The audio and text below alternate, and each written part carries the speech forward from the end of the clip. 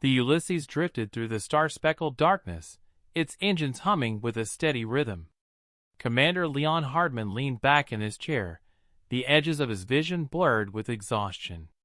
6 months in deep space with nothing but data collection missions had dulled his senses. He was ready to return to Terra, to sunlight and breathable air that didn't taste recycled. But fate had other plans. A distress signal pulled him out of the monotonous routine. Weak and intermittent, it pulsed from a derelict vessel orbiting a barren moon. Protocol demanded investigation. Hartman sighed, rubbing a gloved hand over the stubble on his chin, and keyed in the coordinates. The ship was ancient, hull scarred and pitted by micrometeoroids. No signs of life appeared on the initial scans. However, as he boarded, following the flickering emergency lights, he heard it, a soft whimper, a sound so out of place it made him pause. In the cargo hold, among shattered stasis pods and flickering monitors, he found her. She was small, barely reaching his chest, with large amber eyes and fur-covered ears that twitched at every noise. Her skin bore a faint pattern, almost like stripes beneath the grime, and a tail curled protectively around her.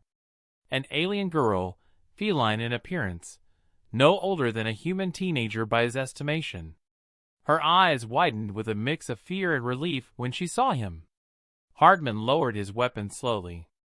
"It's okay," he murmured, keeping his voice calm. "I'm not here to hurt you." She didn't understand his words, but responded to the tone. Hesitant, she crept forward, her ears flicking nervously. With a sigh, Hartman offered his hand, and she pressed her face into it, purring softly.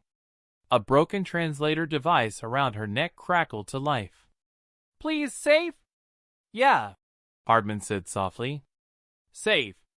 He brought her aboard the Ulysses, quarantined her as protocol demanded, but her distress at being left alone soon forced him to bend the rules.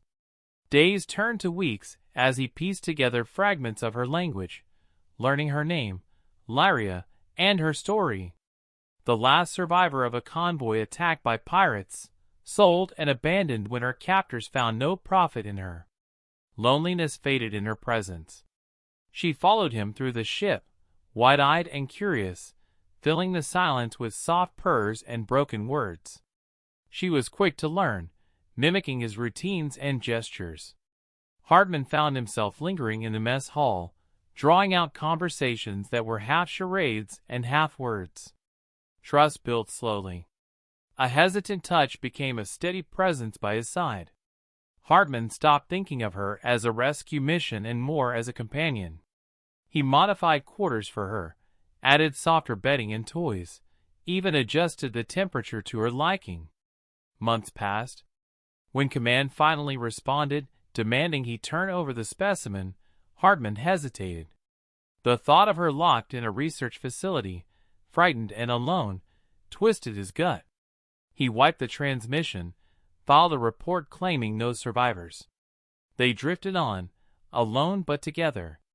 Years blurred by in the vastness of space. Lyria's vocabulary expanded, her sentences stilted but clear.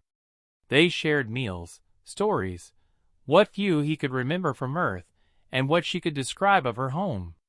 Her eyes softened at his voice, and Hartman found himself smiling more. Affection deepened, unspoken but present in lingering touches and quiet conversations. Until one night, as the Ulysses coasted through a nebulous glow, Lyria pressed close, her amber eyes earnest. "Stay?" she asked, her fingers curling into his sleeve. Hartman's breath caught. "I'm not going anywhere," he promised. The next years were quiet but warm. Lyria's belly rounded with time, and Hartman found himself both terrified and overjoyed. The medbay AI stuttered through scans, perplexed but optimistic. When the kittens came, 3, eyes shut tight, and ears too large for their heads, Lyria purred contentedly, exhaustion softening her edges. Hartman held one gingerly, awed by its warmth and the tiny claws that flexed against his palm. The Ulysses continued its endless journey, But the silence was different now, filled with soft purrs and tiny, curious eyes. Home was no longer a planet or a command.